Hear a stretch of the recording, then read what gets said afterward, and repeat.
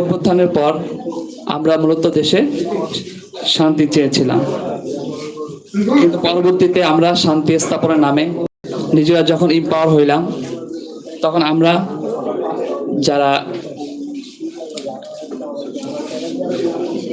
প্রকৃতপক্ষে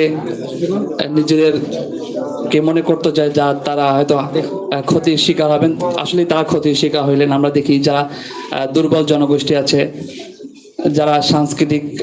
কর্মী রয়েছেন, তাদের উপর সেই আঘাত নেমে। তো আজকের এই অনুষ্ঠানটি বা মত বিনিময় যে সভা আয়োজন হচ্ছে, এটা খুবই আরো আগে হয়তো আয়োজন করা উচিত ছিল, কারণ আমরা কিন্তু অনেক সিমটম দেখতে পাচ্ছিলাম যে আমাদের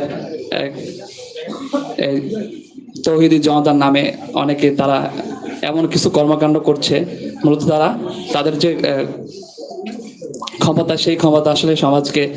আবার আরো একটি ফেসিবাদের দিকে হয়তো দাবিত করার দিকে চলে যাচ্ছে। তো আমরা এমন একটা সময়